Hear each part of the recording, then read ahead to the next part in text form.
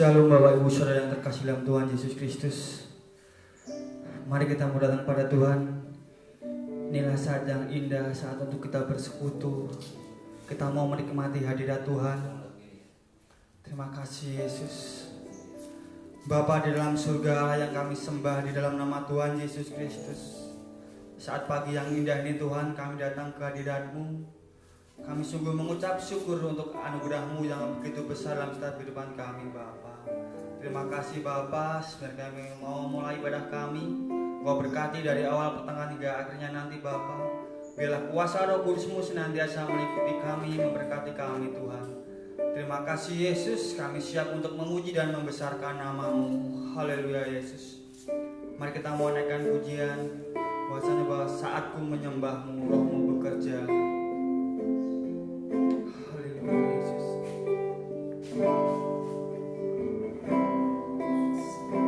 Mari kita mau katakan saatku menyembah-Mu. Saatku menyembah-Mu, Roh-Mu bekerja.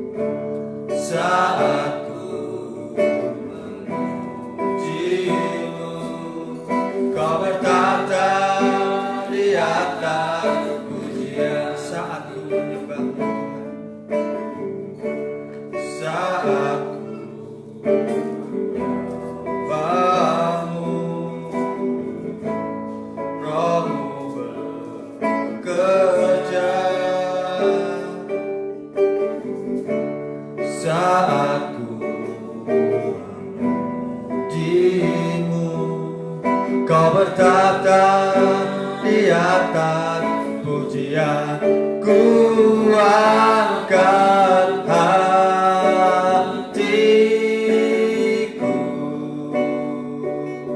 ku pandang kekudusanmu, satu sembah ku pujimu, ku rasakan kehadiranmu Tuhan, ku angkat hatiku,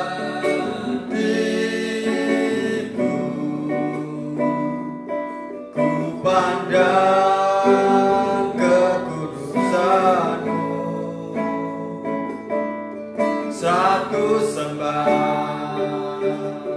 ku pujimu, ku rasakan kehadiranmu Tuhan, ku angkat hatiku, ku pandang kekudusanmu, satu sembah ku pujimu, ku rasakan kehadiranmu Tuhan. Saya katakan ku angkat hatiku, ku pandang kekudusanmu, satu sembah ku pujimu, ku rasakan kehadiranmu Tuhan, satu sembah, satu sembah ku pujimu, ku rasakan kehadiranmu Tuhan. Saya katakan satu sembah, satu sembah ku pujimu, ku rasakan kehadiranmu Tuhan.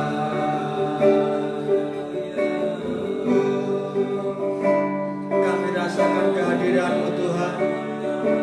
Haleluya. Kami sembah, kami tinggikan, kami agunkan Engkau Yesus. Rohmu bekerja melawat kami Yesus. Kami bersyukur, kami sungguh bersyukur. Engkau Allah yang baik,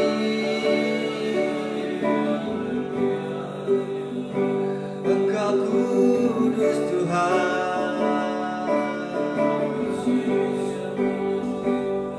Glory bagimu Yesus, segala puji bagimu Tuhan, hormat kemuliaan bagimu. Engkau dahsyat. Terima kasih Yesus, kami bersyukur Tuhan, kami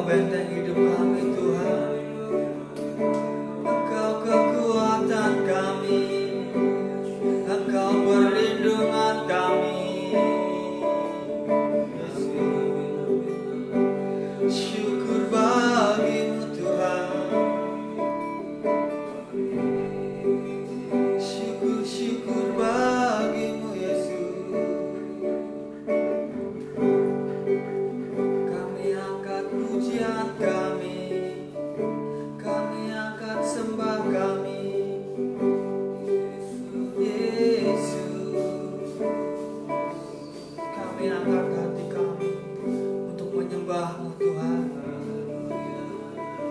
Haleluya Yesus. Haleluya Yesus.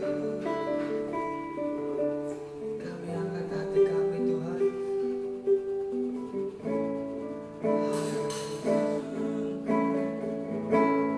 Ku angkat hatiku,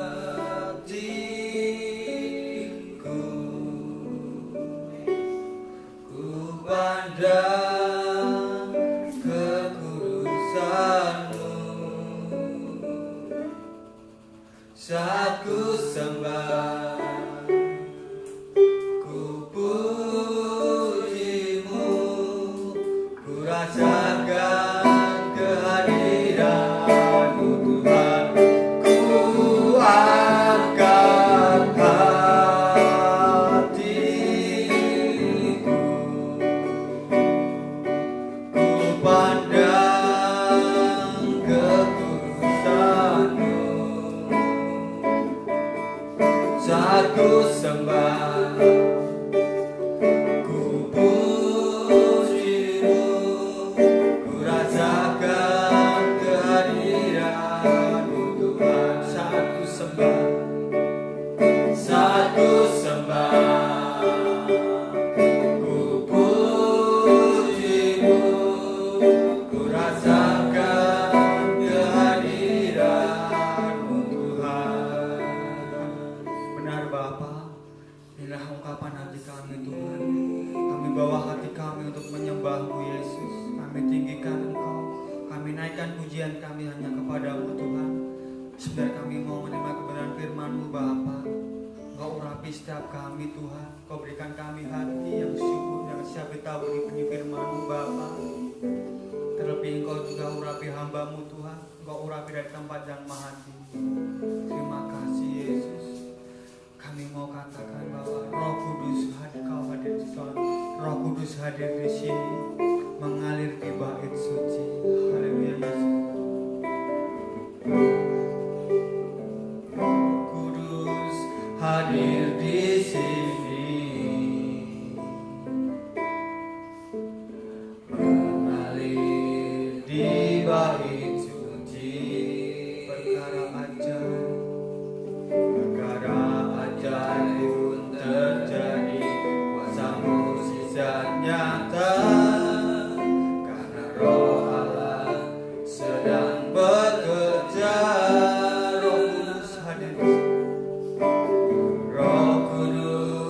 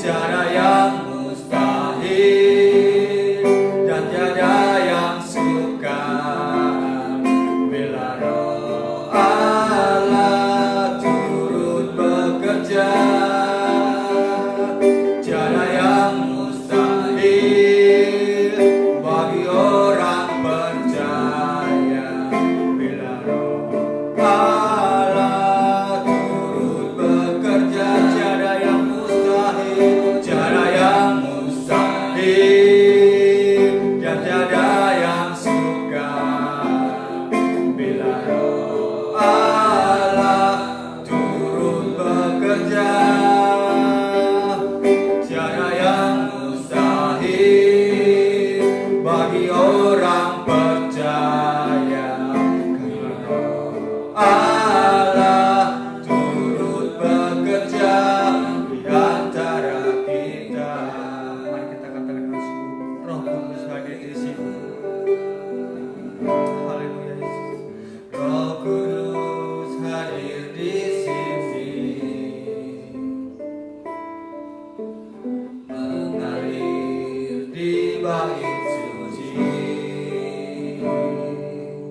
Perkara ajaib pun terjadi, kuasa mukjizat nyata, karena Roh Allah sedang bekerja.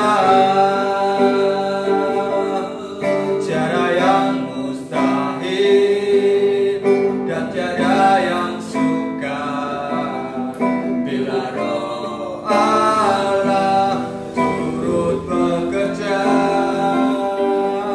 Tiada yang mustahil bagi orang percaya bila Roh Allah turut bekerja. Tiada yang mustahil dan tiada yang sukar bila Roh Allah turut bekerja. Tiada yang mustahil bagi orang percaya bila Roh Allah turut bekerja. Tiada yang mustahil, tiada yang mustahil, tiada yang sukar bila Roh Allah turut bekerja. Tiada yang mustahil bagi orang percaya bila Roh Allah turut bekerja di antara kita. Amin. Bila Roh Allah turut bekerja, bila Roh Allah turut bekerja di antara kita. Kami bersyukur Tuhan dan kami percaya setiap pujian penyembahan yang kami naikkan kepadamu menyenangkan hati Allah. Kami mau belajar firman-Mu, urapi kami, beri kami hati yang siap ditaburi benih firman Tuhan. Dalam nama Yesus, haleluya. Amin. Puji Tuhan, shalom saudara kasih dalam Tuhan yang ada di mana saja yang hari ini menikmati live streaming, khususnya yang hari ini juga kita bisa menikmati ibadah pencurahan Roh Kudus. Nah Bapak Ibu yang dikasih dalam Tuhan, hari ini kita memperingati Hari Raya Kristen yang kelima ya, Hari Pentakosta.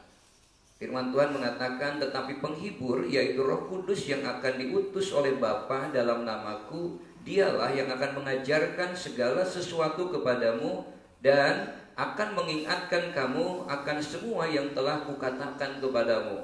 Saudara yang dikasih dalam Tuhan, kita bersyukur bahwa kita tidak dibiarkan begitu saja ketika Yesus naik ke sorga, tapi rohnya, Roh Allah, Roh Yesus, yaitu Roh Kudus diberikan bagi kita untuk terus menyertai kita, untuk terus menuntun kita supaya setiap waktu, setiap saat kita senantiasa ada di dalam kebenaran. Kita bersyukur ketika Yesus berjanji, aku akan menyertai engkau sampai kesudahan zaman, maka janji itu digenapi. Yesus naik ke sorga, duduk di sebelah kanan tahta Allah Bapa, memberi syafaat bagi kita yang masih ada di dalam dunia ini, supaya akhirnya kita akan bersama-sama dengan Tuhan.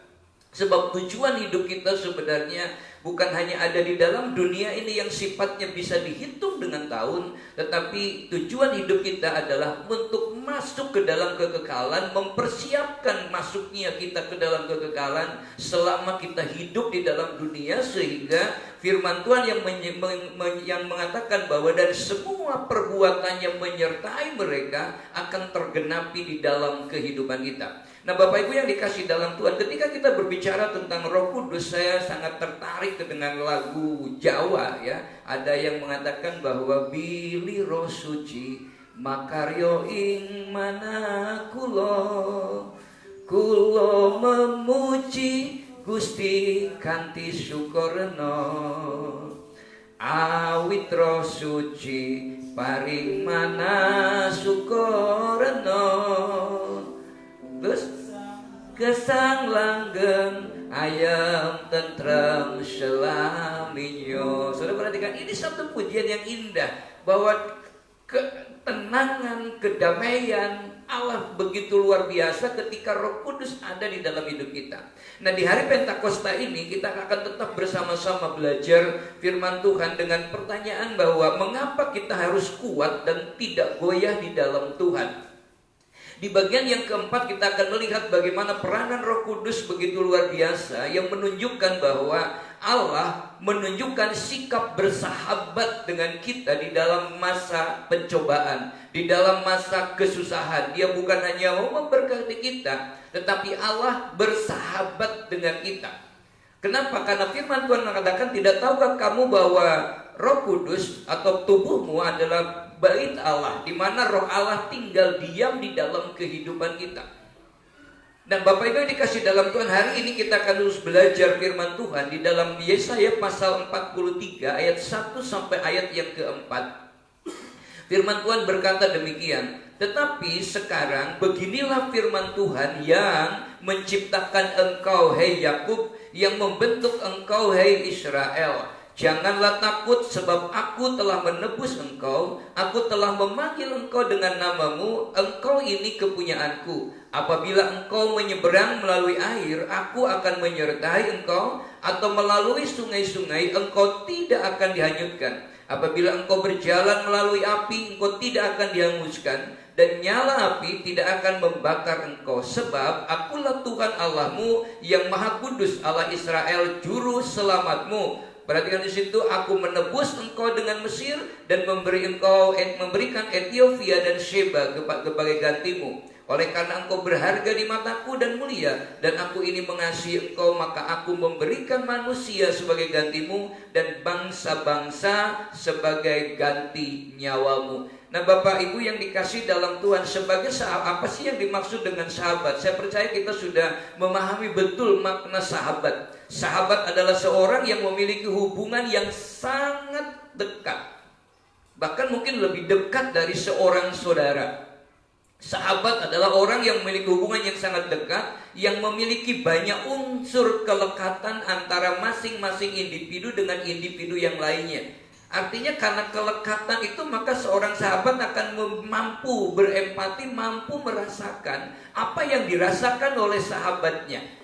Itulah makanya seorang sahabat dia akan hadir, atau dia akan justru pribadi yang selalu hadir dalam kondisi apapun, justru di saat orang lain tidak ada lagi yang bersama dengan dia.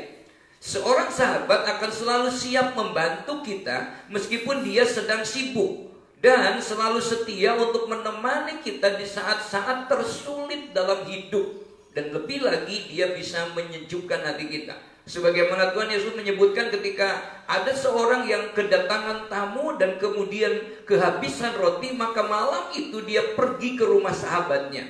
Kenapa? Karena dia tahu meskipun sahabatnya itu sudah tidur, karena dia tahu bahwa dia adalah sahabatnya, maka sahabatnya itu akan menemui dia.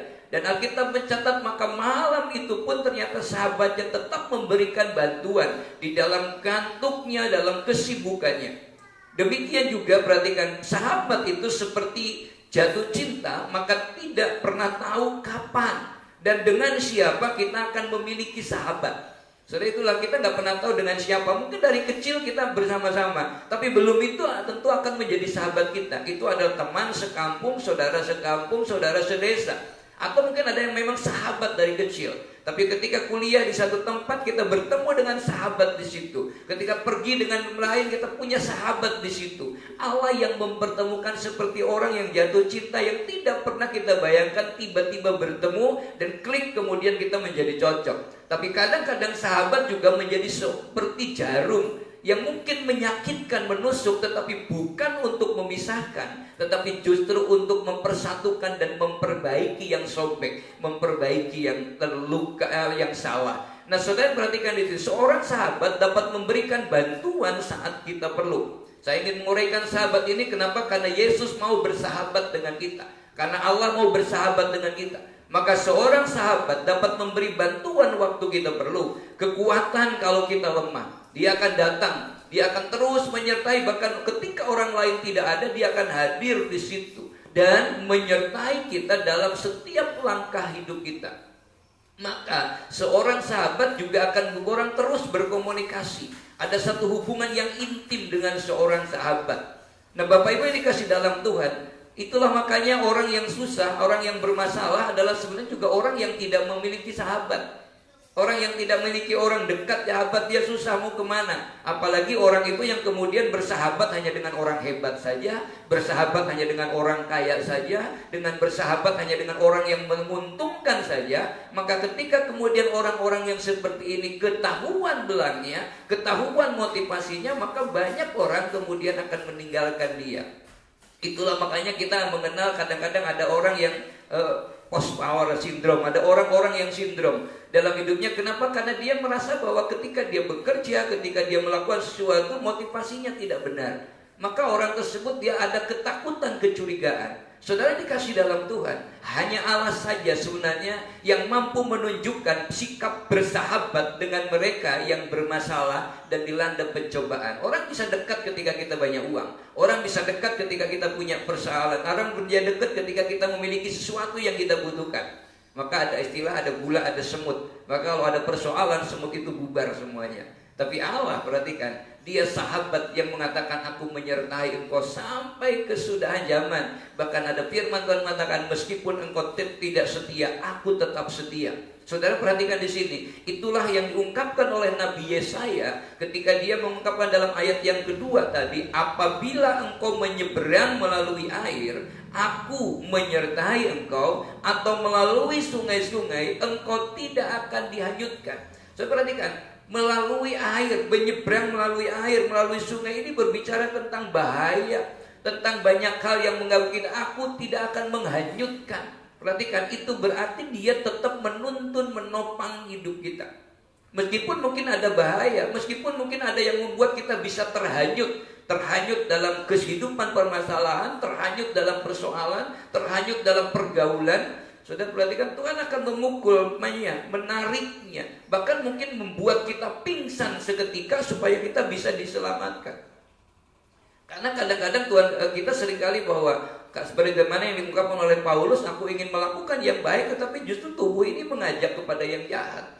Saudara perhatikan, bahkan Alkitab bilang, apabila engkau berjalan melalui api, engkau tidak akan dihanguskan, dan nyala api tidak akan membakar engkau. Apa sih yang membuat kita panas?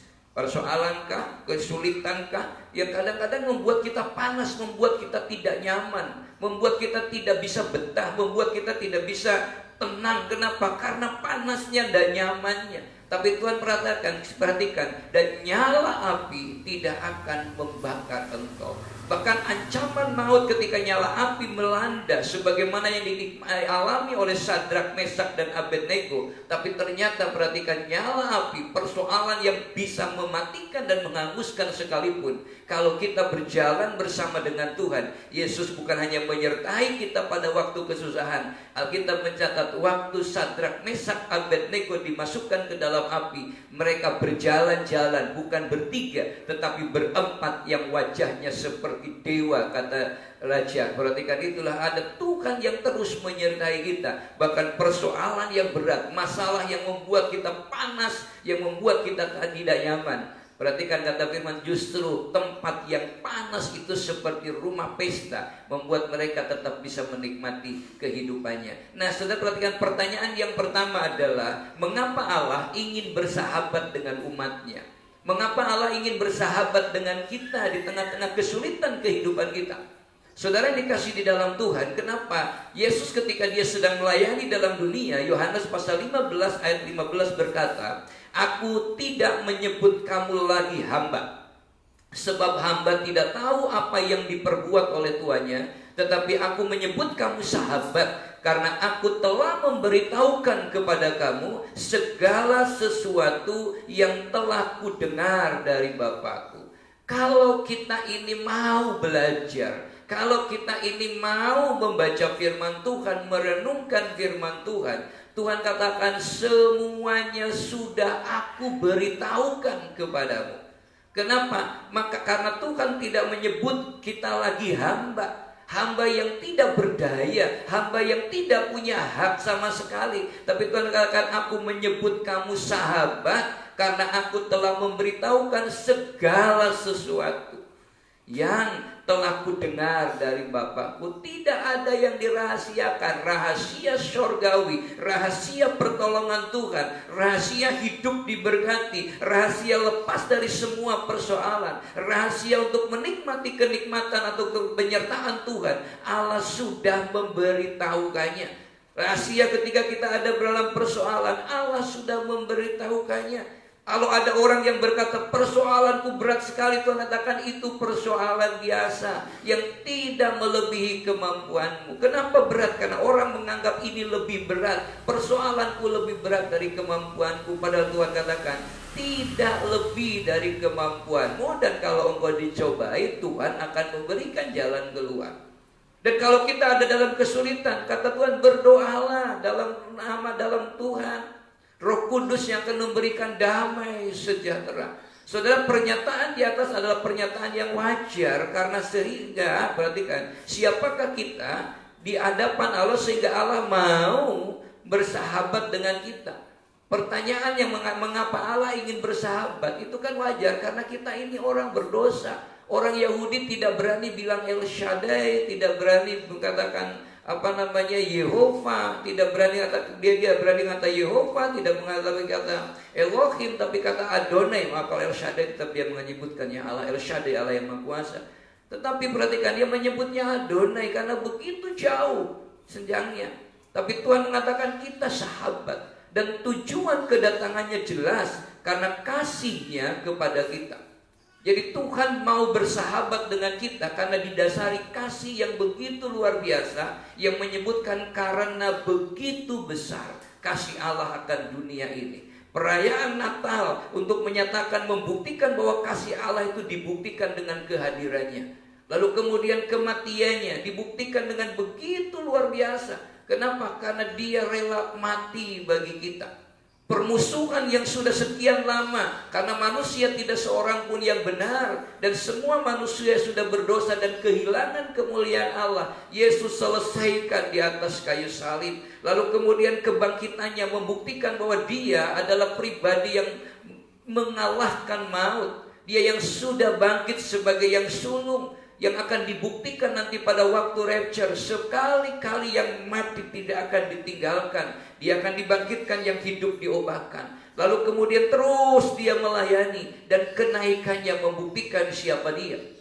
Lalu kemudian kedatangan Roh Kudus membuktikan kesetiaannya yang begitu luar biasa. Itulah kasih Allah.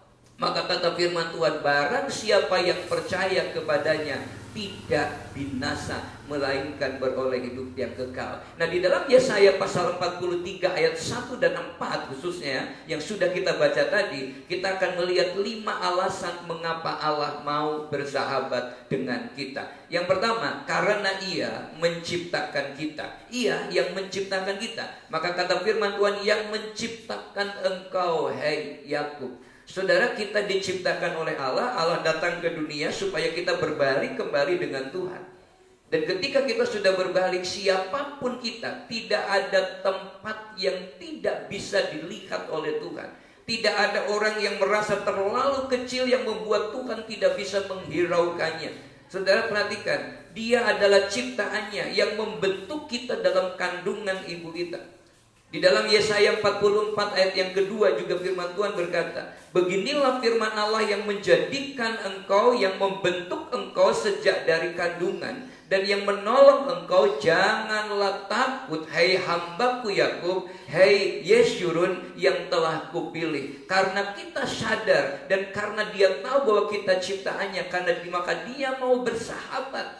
Dan ketika dia bersahabat dengan kita, firman Tuhan katakan yang harus muncul dalam hidup kita menghadapi persoalan, karena kita punya sahabat yang luar biasa, Yesus sendiri yang menjadi sahabat kita. Kita tidak perlu takut. Yang kedua, perhatikan. Jadi ada yang pertama, jadi wajar kalau kemudian Allah ingin bersahabat. Kenapa? Karena sebelum manusia jatuh dalam dosa, itu Allah sudah bersama dengan kita. Yang kedua, karena Ia yang menebus kita. Sebab aku telah menebus engkau, kata firman Tuhan. Saudara perhatikan, Dia yang menciptakan, sekarang karena kita berdosa, Dia yang menebus. Tentu karena sudah ditebus, maka Allah ingin terus memelihara kita, membuat tebusannya itu selalu ada di dalam hadiratnya, menikmati Dia, mengenal Dia dari mulai hari ini dalam dunia sampai kepada kehidupan yang kekal. Saudara perhatikan, tujuan kedatangan Tuhan Yesus ke dunia adalah untuk menebus kita. Dan itu sudah dibuktikan di kayu salib.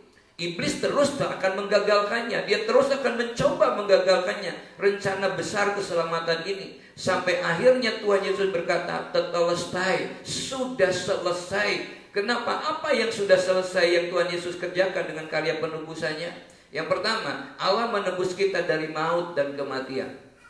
Yang kedua, Allah menebus kita dari segala bentuk pelanggaran. Yang ketiga, Allah menebus kita dari cara hidup kita yang sia-sia. Kenapa? Karena Allah tidak membiarkan kita yatim piatu. Allah setelah menebusnya, Allah terus menyertai. Lalu kemudian Allah memberikan Roh Kudus Dia bagi kita, supaya Roh Kudus yang akan menuntun. Kita bersyukur. Itulah yang membuat kita bangga. Dalam kondisi apapun kita tidak perlu takut. Dalam kondisi seperti apapun kita tidak perlu minder. Karena kita ini adalah umat tebusan Allah yang tidak dibiarkan, tapi ada Roh Kudus yang terus menyertai kehidupan kita. Saudara, berikutnya adalah karena Ia yang mengenal kita.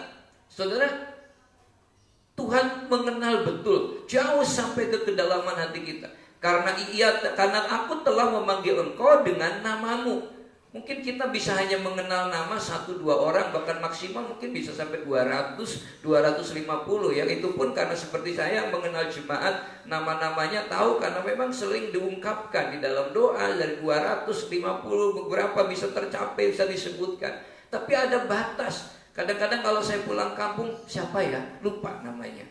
Ingat wajahnya tapi lupa namanya. Tapi Tuhan katakan, aku telah memanggil engkau dengan namamu.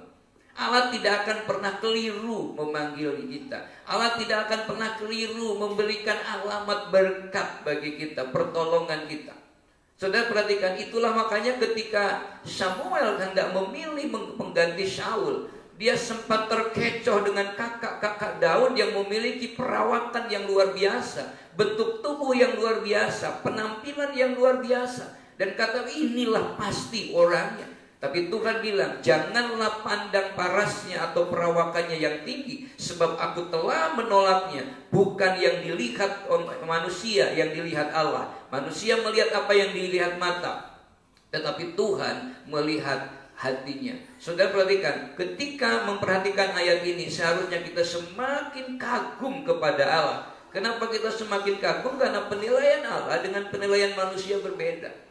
Penilaian kita mungkin selalu katakan ada stigma, ada stempel. Daniel yang mana? Daniel yang kecil itu loh. Yang ini terus ada stempel, ada merek, ada stempel.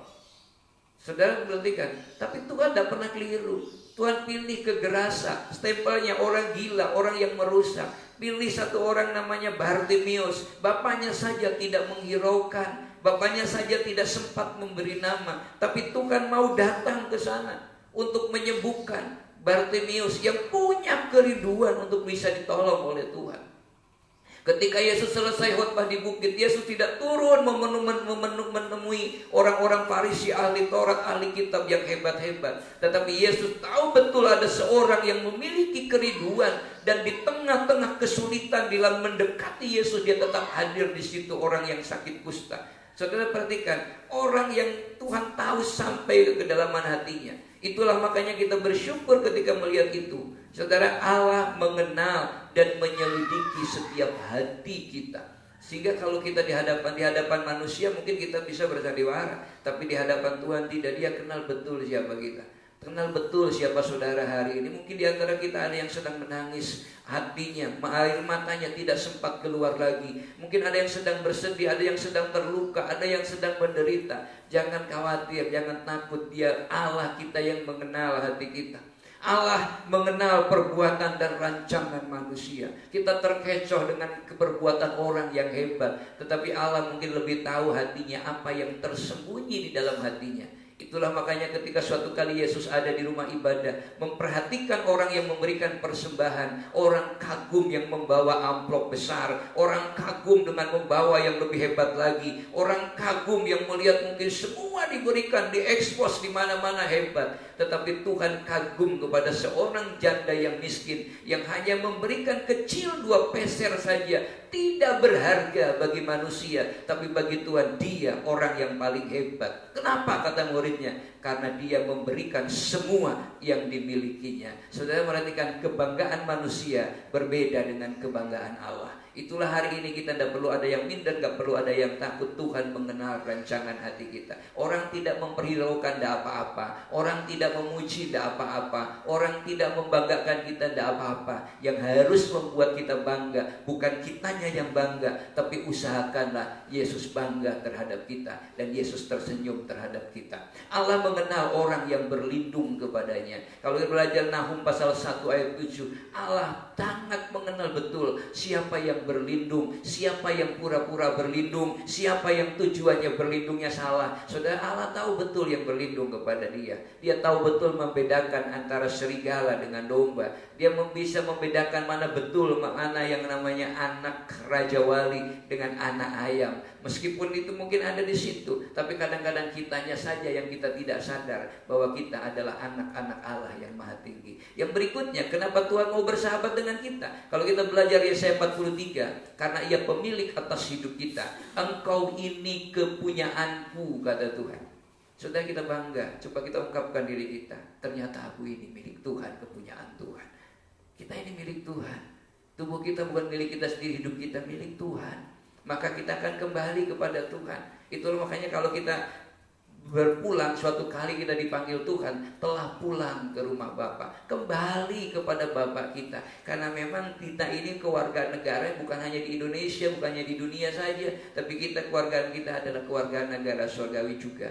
Bagian inilah yang sangat membuat saya kagum kepada Tuhan, semakin diteguhkan. Walaupun mungkin seringkali manusia tidak menyadari dan selalu dipenuhi oleh kekhawatiran, ketakutan, sehingga tidak bisa menikmati damai sejahtera. Tapi Tuhan bilang tetap di sini, engkau ini kepunyaanku. Ini yang membuat saya terharu, saudara. Yang seperti ini dengan berbagai persoalannya, tapi Tuhan katakan engkau kepunyaanku. Ini yang membuat saya bangga. Padahal jika kita menyadari bahwa Allah adalah pemilik hidup kita, sesungguhnya kita pasti akan memiliki Tuhan, menikmati Tuhan di dalam setiap langkah hidup kita, menikmati Tuhan dalam setiap kondisi hidup kita, menikmati Tuhan dalam keadaan pekerjaan, menikmati Tuhan dalam apapun yang sedang kita hadapi. Kenapa? Karena Dia adalah pemilik kehidupan kita. Engkau kepunyaanku, kata Tuhan. Saudara perhatikan, Dia yang memiliki kita. Jadi kalau Dia yang memiliki kita, lalu apa lagi? Sudah perhatikan, seperti kalau orang yang namanya memiliki seperti apapun itu, ada istilah tega laranya nggak tega patinya. Orang nggak begitu tega betul, dia tetap milik kita, miliknya Tuhan kita ini. Apalagi kita milik Tuhan. Dia memiliki kita, kenapa? Karena kita ini adalah kekasih Tuhan. Kita kekasih Tuhan yang membuat Dia datang ke dalam dunia karena begitu mengasihi. Nah, orang karena kita dikasihi Tuhan, bukankah kita ini kekasih Allah? Yesus datang ke dunia memberikan nyawanya. Kalau hanya sekedar kebutuhan kita saja, terlalu kecil di hadapan Tuhan. Tuhan pasti memberikan.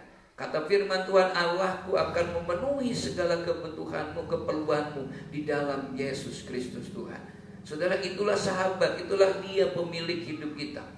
Maka kalau kita milik Tuhan, karena kita adalah kekasih Tuhan, maka tidak salah kalau kita sering mengatakan Yesus kekasih jiwaku. Kenapa? Karena memang Dia mengasihi kita. Dia sudah memberikan, berkorban. Dia sudah mengosongkan dirinya, melakukan kenosis. Dia datang ke dunia, menemui manusia yang berdosa, mengenal keberadaan manusia. Dan ketika dia mati di kayu salib, dia bilang tetelestai, sudah selesai, semua sudah ditebus dengan darah yang mahal. Berikutnya, kenapa dia mau bersahabat dengan kita? Kalau kita belajar Yesaya 43 yang keempat, oleh karena engkau berharga di mataku dan mulia. Perhatikan, berharga di mataku dan mulia. Manusia mungkin tidak menghargai kita, orang tidak menghargai kita. Kenapa? Tapi Tuhan katakan engkau mulia di mataku Tuhan. Orang sering melihat kecacatan, kebanyakan kelemahan kita, kekurangan kita. Orang lebih sering mungkin gampang melihat kekurangan dan kelemahan kita. Tapi Tuhan katakan engkau mulia loh, engkau berharga loh. Saudara perhatikan, kalau barang berharga, barang yang mulia, dimanapun nilainya itu tetap tidak akan kalah. Uang 100.000 dimanapun kondisinya, seperti apapun kondisinya, nilainya nggak akan berubah. 100.000 baru, mereka orang senang, waduh enak masih baru. Tapi kemudian untuk beli bakso sama saja. Kalau harganya 10.000 ya dapatnya 10 mangkok.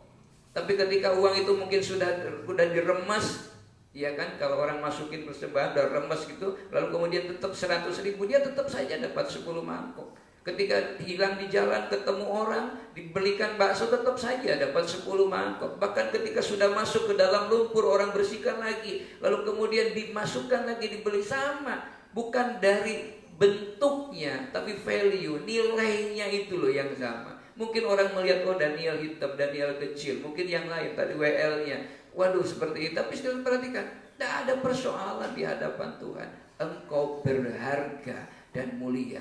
Dan itu ditujukan bukan hanya orang kota, orang desa, orang berpendidikan, orang tidak yang berpendidikan, anak kecil, orang dewasa, tetapi ditentukan karena kita adalah kekasih Tuhan. Tuhan yang mengeluarkan statement, engkau berharga di mataku. Wow, ini luar biasa dari Tuhan kita kepada kita. Dia tidak menetapkan standar manusiawi untuk berharga di matanya, tetapi standar Tuhan.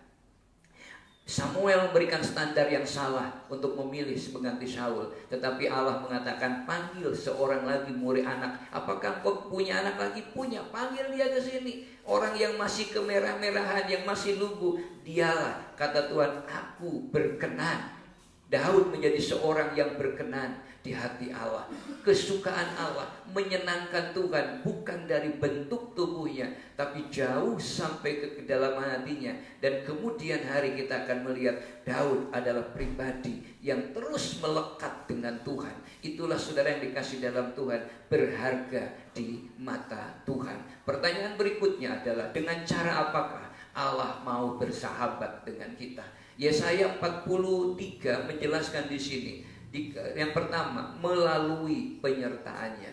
Ketika Tuhan katakan, apabila engkau menyeberang melalui air, aku akan menyertai engkau. Atau melalui sungai-sungai, engkau tidak akan dihanyutkan. Apabila engkau berjalan melalui api, engkau tidak akan dihanguskan, dan nyala api tidak akan membakar engkau. Karena dia sahabat kita, maka kata Tuhan, dia yang akan menyertai kita. Penyertaan Tuhan itu pasti sempurna. Maka benar ketika orang percaya selalu berkata, penyertaanmu sempurna, rancanganmu penuh damai, aman dan sejahtera, walau di tengah badai. Ingin ku selalu bersama, rasakan keindahan. Terus kalimat terakhir apa? Arti kehadiranmu Tuhan. Sudah perhatikan, tidak ada pribadi yang begitu setia, yang menyertai dalam kondisi apapun. Dia menyertai. Kenapa? Itulah dia mau bersahabat dengan kita, dengan menjadi penyertai kita. Orang lain mungkin menilainya berbeda, tapi hari ini di kondisi yang seperti ini, dia sahabat kita. Dan kalau kita menyertai, perhatikan, dia pasti akan mengerti betul apa yang kita butuhkan. Yang lemah akan dikuatkan, yang susah akan dihiburkan. Bukan penghiburan sementara, seperti orang yang melayat, turut berduka cita ya, turut berbela sungkawa ya. Begitu dia kelihatan sedih, rangkulan, nangis, duduk di belakang, di depan, pas setelah itu udah tertawa lagi. Yang punya rumah, yang kehilangan masih menangis, dia sudah tertawa, ngobrol. Lebih parah lagi, lalu kemudian ngomongin orang yang meninggalnya. Itu banyak orang berpura-pura. Tapi Tuhan katakan tidak. Ketika Yesus tahu betul sahabatnya orang yang dikasihi, Lazarus sakit, dia tidak sakit, dia tidak mati, dia hanya tidur. Ketika orang lain terus, bahkan orang menyalahkan dia, Guru, andai saja engkau kemarin datang. Yesus betul tahu perasaan hati yang terguncang, maka dia datang. Lazarus keluar. Ketika seorang janda yang tidak lagi punya pengharapan karena anaknya mati, satu-satunya pengharapan ke depannya, dia tahu betul gejolak hatinya. Kalau anaknya itu mati, maka masa depannya itu suram. Maka dia kemudian datang menghampiri keranda itu. Bangun. Saudara perhatikan, itulah dengan kehidupan kita. Kalau Tuhan yang menyertai kita, apa yang harus kita takutkan? Bukankah firman Tuhan berkata, kalau Allah di pihak kita, siapa yang menjadi lawan kita? Kesulitankah? Penganiayaankah? Penderitaankah? Saudara, tidak ada yang bisa memisahkan kita dari kasih Allah. Yang kedua, makanya melalui kasihnya. Yesaya 43 ayat yang keempat berkata, oleh karena engkau berharga di mataku dan mulia, maka aku memberikan manusia sebagai gantimu dan bangsa-bangsa sebagai ganti nyawamu. Saudara perhatikan, penderitaan yang kita alami adalah penderitaan biasa, karena dia kekasih kita. Melalui kasihnya dia sanggup memberikan yang terbaik, bahkan lebih dari apa yang kita doakan dan kita harapkan. Yang terakhir, kalau kita lihat dari Amsal 17 ayat yang ke-17, menjadi seorang sahabat, kata firman Tuhan, dia akan menjadi saudara di dalam kesukaran. Amsal 17 ayat 17 berkata, seorang sahabat menaruh kasih di setiap waktu dan menjadi seorang saudara di dalam kesukaran. Apa peran saudara di dalam kesukaran? Saya tidak berbicara saudara kandung, saudara, tapi saudara yang memperhatikan. Ketika seorang yang kehabisan roti, dia datang, lalu dia menolongnya. Saudara, seorang saudara, sahabat menjadi seorang saudara. Bahkan mungkin saudara jauh, tapi kita punya sahabat yang sanggup. Dan sahabat kita lebih lagi, Tuhan Yesus. Maka hari ini di akhir bulan Mei kita masih menghadapi gejala yang seperti ini, menghadapi persoalan yang sedang kita hadapi. Sampai kapan kita tidak tahu. Pemerintah Jogja, kita berdoa supaya selesai lebih cepat, walaupun mungkin sampai 30 Juni. Tapi Indonesia sudah mengatakan situasi yang baru, keadaan yang baru, di mana kita harus bersahabat. Kita percaya tidak ada satu kuasa yang sanggup mengalahkan kuasa Allah yang bekerja di dalam kehidupan kita. Kita mau datang kepada Tuhan, kita bersyukur di hadapan Tuhan. Kekuatan di hidupku hanya kudapat dalam Yesus. Kita bersyukur di hadapan Tuhan. Inilah hidup kami, Tuhan. Haleluya, Yesus.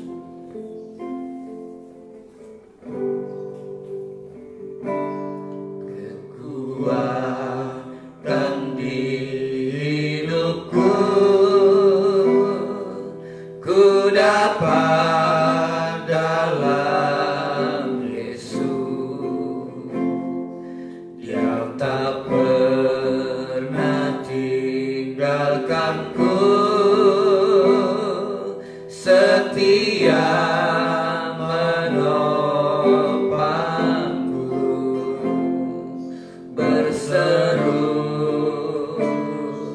berharap dalam Yesus. Sekali lagi katakan, kekuatan di hidupku Tuhan. Kekuatan di hidupku, inilah pengakuan kami. Ku dapat dalam Yesus. Dia tak pernah tinggalkanku, setia menopangku, berseru berharap dalam Yesus. Ajaib Kau Tuhan, ajaib Kau Tuhan, penuh kuasa.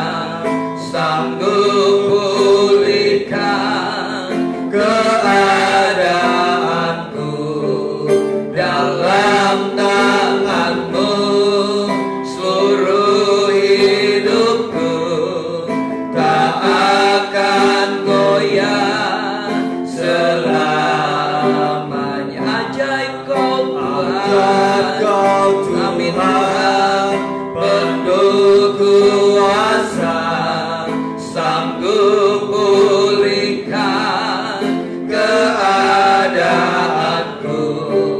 Dalam tangan-Mu seluruh hidupku tak akan goyah selamanya,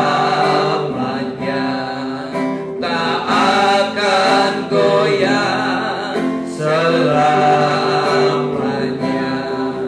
tak akan goyah selamanya.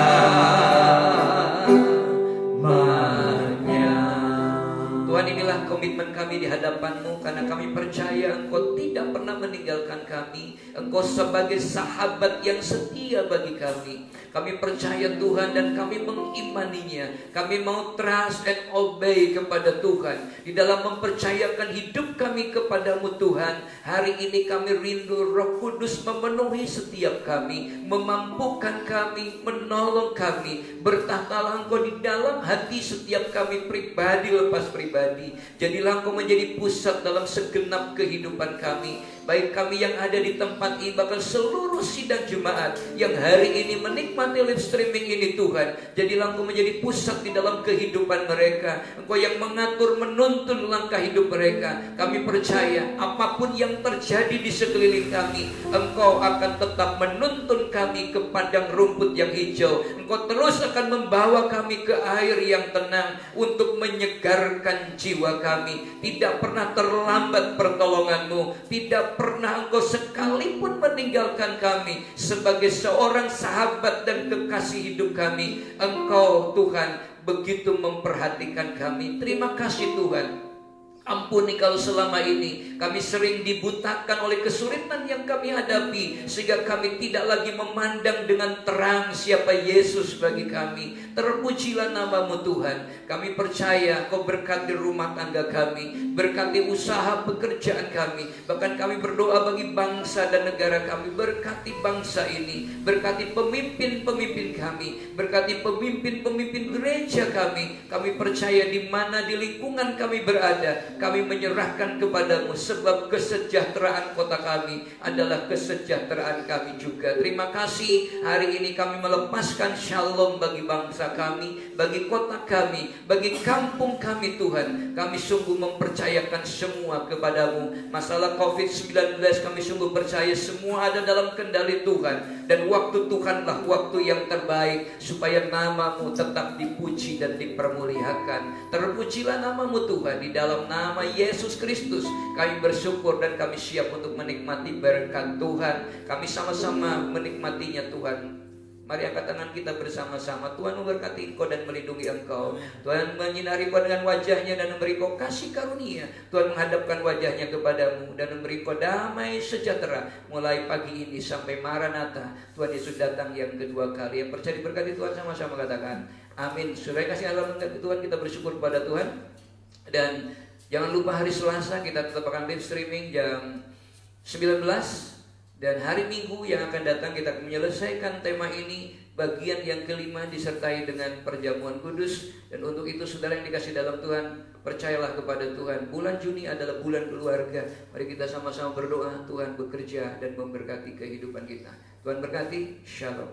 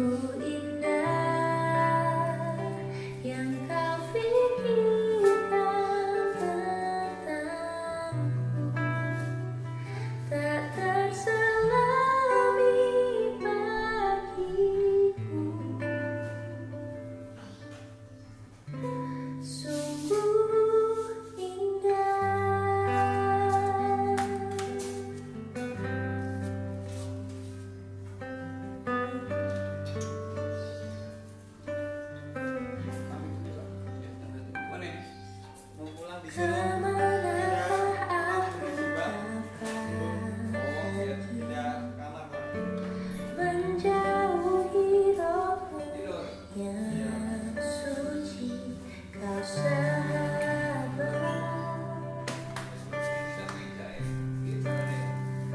dan kau dekat,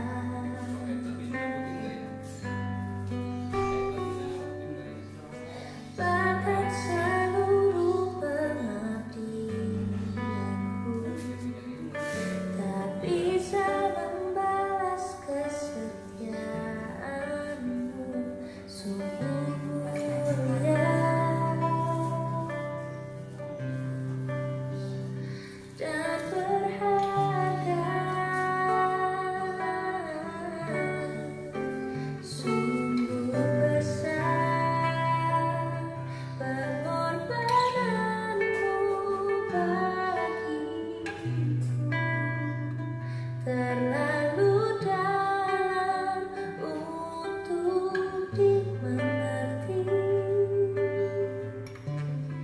sungguh besar,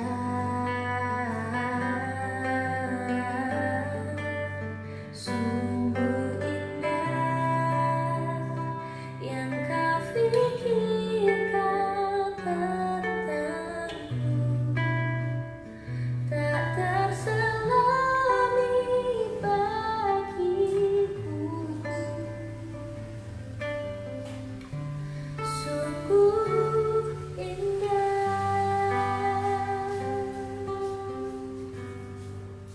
sungguh besar pengorbananmu bagiku,